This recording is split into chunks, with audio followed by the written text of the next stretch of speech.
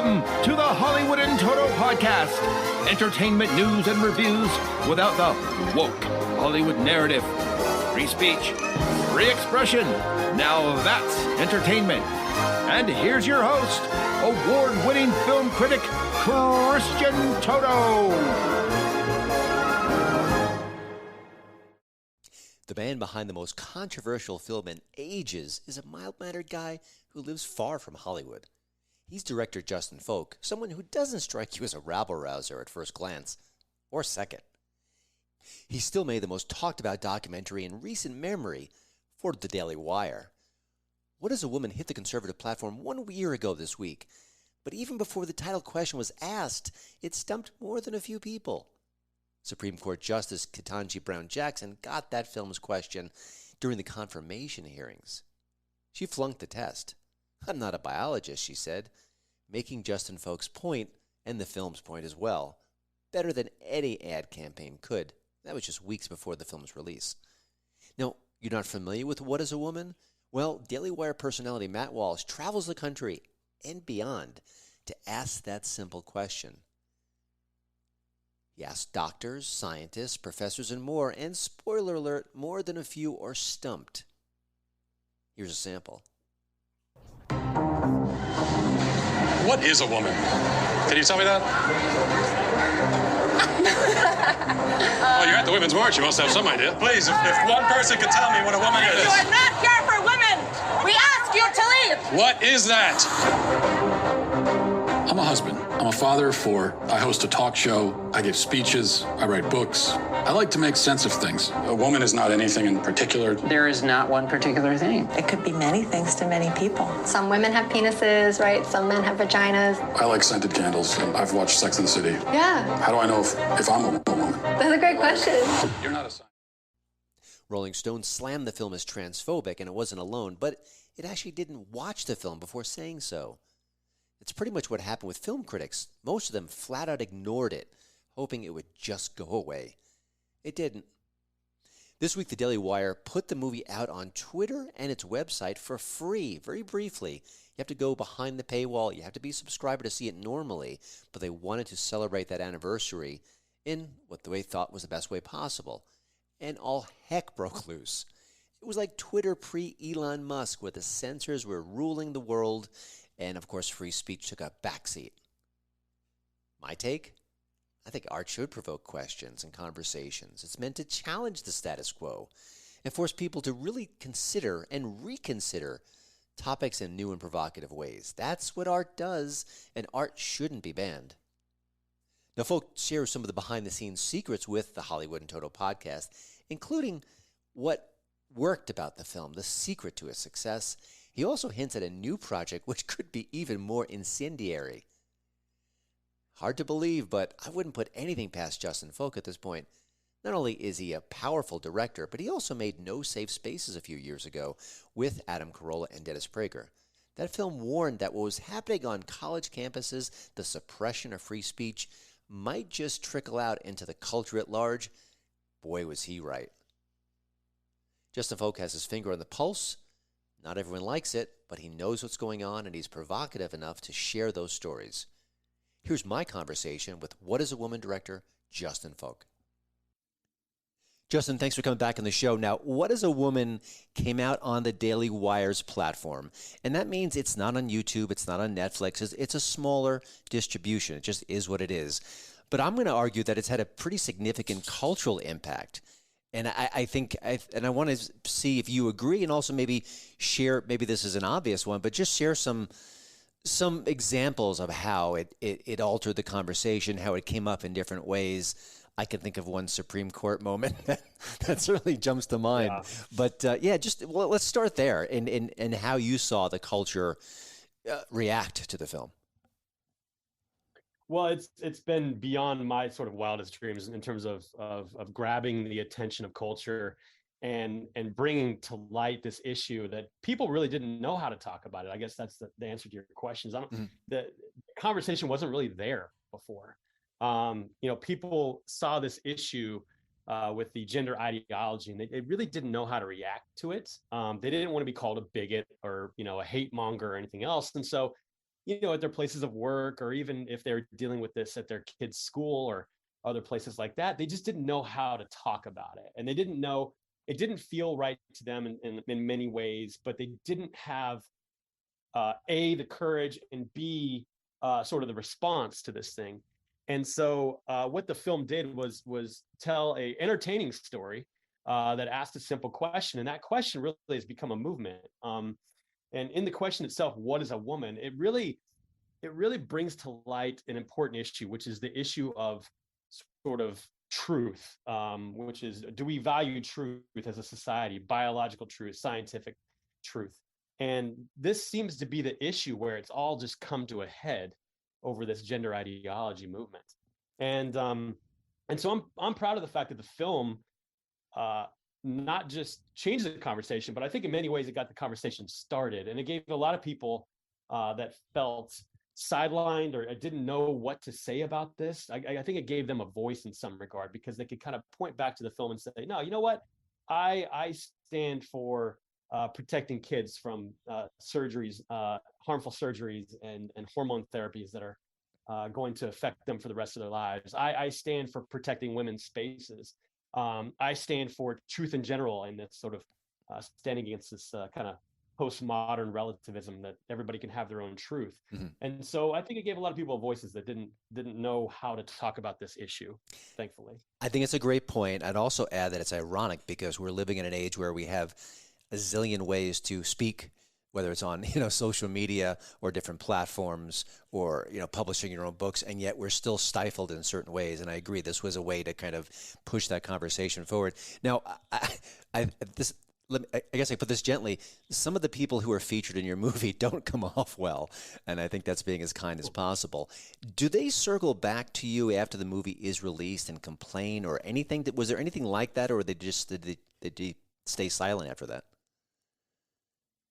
No, we really haven't heard from anybody, and I think maybe that's for a couple of reasons. First of all, I don't think that any of those people would back away from what they actually said in the film. I don't. They may not like the film, and they may not like the overall message of the film, and who was in the film, who stars in the film, and all this. But I think I really believe that the people that are featured in the film would stand by every word that they said in the film. This is their ideology. This is what they stand for. And I think for that reason alone, they're not going to push back based on what they said. I also think that they wanted it to go away. I just think they didn't want to give it any more attention than it already got. And so maybe that's another reason that we just haven't heard from them, is I don't think they want to create any extra noise around it that would invite more attention. Which is actually a sound strategy, I think, on a certain level. I can't disagree with that from their point of view. We touched upon before how this started the conversation, but were there moments maybe in pop culture or even political, and obviously the Supreme Court, where the new justice couldn't exactly define your film's question? Were there other examples of that come to mind that you're like, oh my gosh, I can't believe they just mentioned it, or that person mentioned it, or this came up in this conversation? Well, it has popped up everywhere. That's the crazy thing. I think it's become the thing that people talk about. Just the question, what is a woman? Which is actually a question that Matt has been asking for a while. Matt Walsh has been asking on Twitter and in different venues for quite some time, because he knew that the question itself kind of held the key to this thing in terms of debunking what's going on. And that question is now sort of everywhere, and it's become the question that you just see popping up everywhere. And I think it obviously took a film to really push it out there. I know, obviously the Supreme Court, that's quite the stage for it to play out on. And Marsha Blackburn, who asked the question, credit to her for bringing that up in a venue such as that. But no, I think it's an amazing question, because as a society, we're surprised that we're asking this question to begin with. But it does force you to kind of dig in a little bit deeper. Why are we asking the question, what is a woman? What's at stake here? How do we get here? There's a lot around that question that people really need to think about. Not to take anything away from you and your skill, you're a great filmmaker, but it's just so integral to what you've accomplished that Matt Walsh approached it in the fashion he did. Talk a little bit about that, how you work together to kind of get that voice in the story, because he's not screaming, he's not yelling, he's just very plain spoken. But I think it's the power of the film is that he retains that composure. I think that's the key to everything. But just from as a storyteller, how did you sync up on that? Well, I credit Matt for this entirely because I think he knew that this gender ideology was built upon a sort of a mess, an ideological mess of postmodern relativism, that if you just simply ask questions, it would fall apart.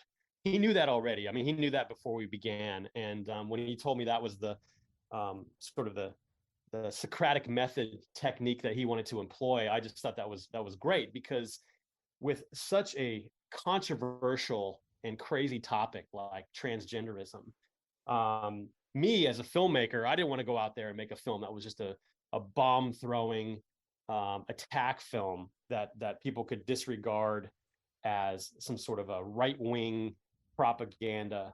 I mean, they were going to do that anyways. In fact, they have. A lot of people that probably haven't seen the film call it that. But I thought it was so important, and Matt, just from the very, very beginning, he knew that would be the most effective way to take this thing on, was to simply go out and ask questions.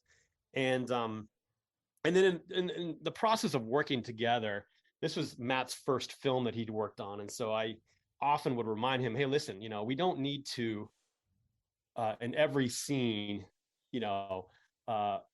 solve the entire problem. Like we have the length of a 90-minute film to tell this story, and every interview that we do doesn't have to basically sum up the whole issue and bring everything to a tidy ending. We can do that over the course of 90 minutes and take our time. And so I think that gave him confidence to go out there and just know that all he had to do was just get this information out of people. And it ended up turning out to be extremely effective. I know it's the thing that a lot of people talk about with our movie that they really enjoyed. You hear people like Joe Rogan talking about it, and that's the thing that they always come to. That's the thing that they point out first, was the technique and just the way Matt went about it.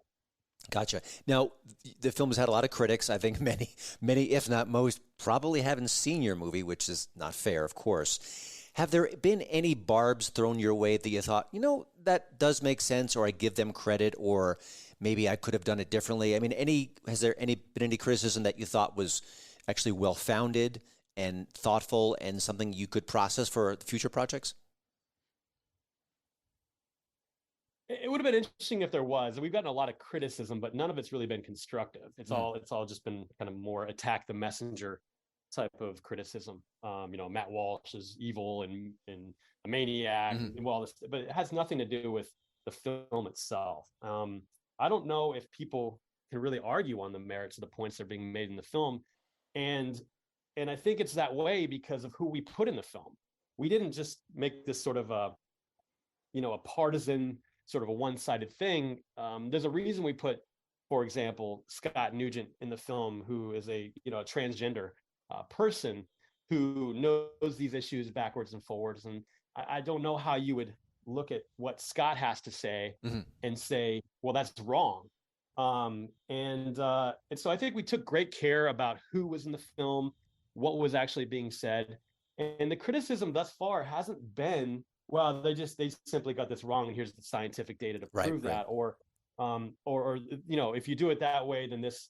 I think actually what it's done is open people's eyes to the real facts, and really kind of built more of a broader coalition of people that see the dangers of this. And it's not just a partisan thing. It's not just people on the left or the right. It's people that are thinking a little bit more clearly about, okay, what are the long-term effects of this on children, for example? Yeah.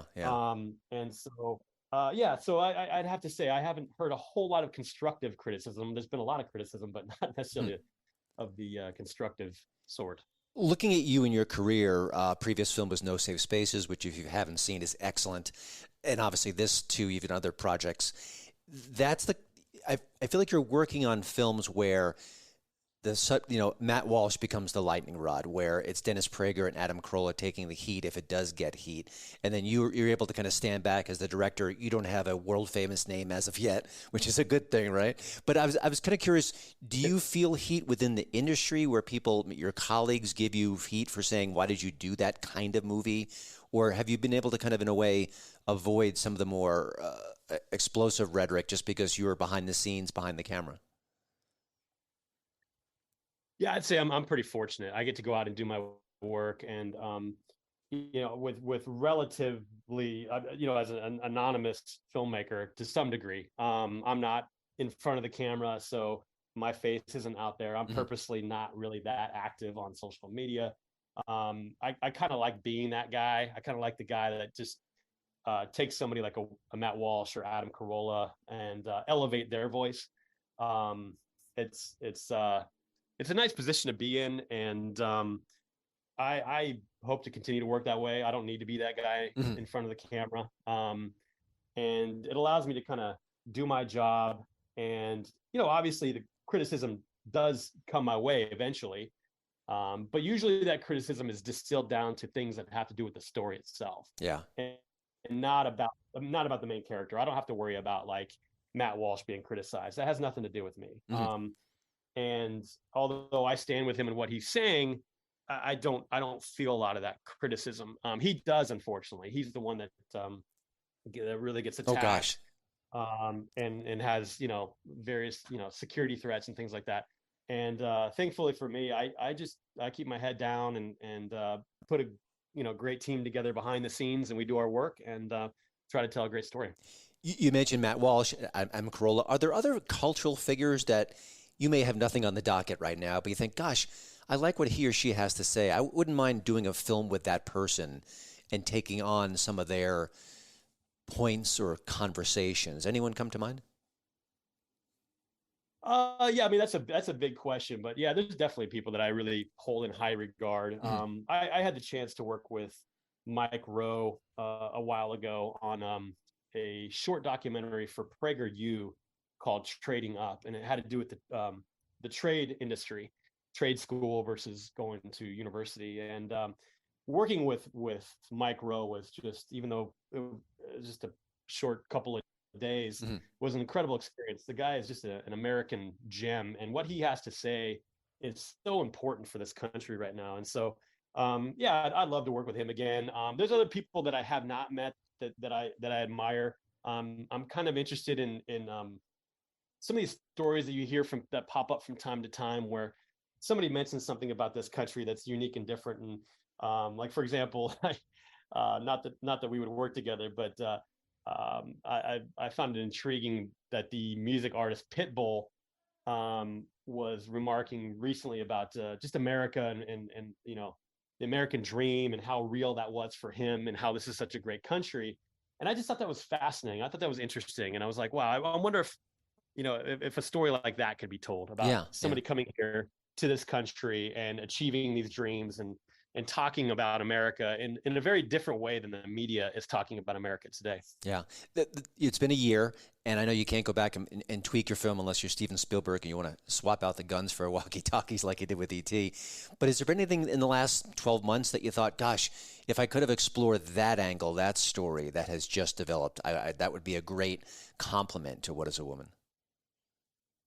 Yeah, that's the challenge with documentaries, is you eventually have to end them. You have to finish them. They otherwise they would go on forever and ever, and you would never finish them. And so the last year has been completely full of, I guess, content that is related to our film. Although I'm really proud of the job we did. I think we made the right film at the right time. I think it's aged extremely well. It's not dated in any way, and I think it's probably even more relevant today than it was when it came out. I think obviously you could tweak and add to it all day long, but you have to eventually make a film and get it out there. Yeah. And so I can't really think of anything right now that I think it's missing or that I would love to shoehorn in there for some reason. I think it's all there, and I think it's as relevant as it was when it came out. I went to art school back in the day, and one of my professors would tell us to step back from the canvas and know when your work was done, because you could always, like you said, noodle with it forever. So it's a skill to acquire, that's for sure. You're working on a new project, and I spoke to you recently off mic, and you said I can't tell you anything about it. I want to see if there's anything changed where you can maybe say a little bit, and then if not, how in our digital age and the social media and everything gets out and there are no secrets, how do you keep a project secret in 2023? Because obviously you're doing it and you've done it before, but what can you share about the next project, if anything? Well, not a whole lot has changed there in terms of what I can share. I really can't share much about the project itself, and it'll be exciting, and it'll be, I think, culturally big. Just like What Is a Woman was big in terms of being a conversation starter or a thing that people refer to. Mm-hmm. The way to keep it a secret, there's no surefire way, but keep your team small and keep them loyal and professional about keeping their mouths closed about what we're up to. But gotcha. Well, so far so good. We're out. It's another journey. We're doing a lot of traveling, and it's going to be I think an interesting and culturally relevant film. Excellent. Any kind of time frame as far as either when we will learn about it and or when it could come out? That's hard to say at this point. I wish I'd give you more hard dates. That's on okay. That too, but we're right in the middle of production right now. And, excellent. It'll be a number of months. Yeah. Cool. One last question. Go ahead. When it does announce, everybody will know it. So excellent. One last question. Given the work you do, given the fact you have a peculiar, and I use that in a positive sense, eye for stories, storytelling, and the culture, are there any films or TV shows or documentaries you've seen in the last year or so that you thought, gosh, this didn't get a lot of attention, but it's good, it's innovative, it's relevant, it's saying things that need to be said, but that maybe they're not getting as much publicity as they should, that you can give a shout out to? Well, that's a great question. And part of that has to do with the fact that I have very little time to watch content right now. You're too busy. I wish I had more time. Uh-huh. I have seen some good stuff recently, but I actually watch a lot of narrative stuff too. Mm-hmm. I do like documentaries, but I also consider myself more of a narrative filmmaker. And even though I make documentaries, I try to tell them in a very narrative fashion. So I try to watch some of the latest shows that are out there, whether it be a series or a film. Mm-hmm. I think All's Quiet on the Western Front was an incredible narrative film that was completely unique and important. I even showed my 12-year-old because I'm like, you just got to watch this, even though it's very graphic, very real, very raw. I thought that was an incredible movie. And, it's films like that are just artistic achievements that kind of inspire you and keep you going and make you kind of shoot for whatever it is you do well. And so, I thought that film stands out for me. Well, I think for some people and maybe some filmmakers out there, your work is having a similar effect and making them find the inspiration to ask the questions and tell the stories that others aren't. Of course, the film is What Is a Woman? 1-year anniversary. And as you said, just as pertinent, just as powerful as it was on its release date last year. And of course, you have to see it on Daily Wire. You can become a Daily Wire Plus subscriber. Check out that. And of course, lots of other content too. And Daily Wire is just exploding right now. Children's programming coming soon. Some great movies already in there, like Shut In and Terror on the Prairie. So, but if you sign up, What Is a Woman is your first choice. Trust me, you'll enjoy it and you'll get a lot out of it. But Justin, thank you for coming on the show. I can't wait to hear about your next project, and you'll hear about it here as soon as the information is leaked. And we hope you all the best and stay safe. I know that some of the stuff you're doing is a little bit tricky, and I hate to say that, but just be safe out there. Yeah, thanks, Christian. It's great talking to you as always, and appreciate it.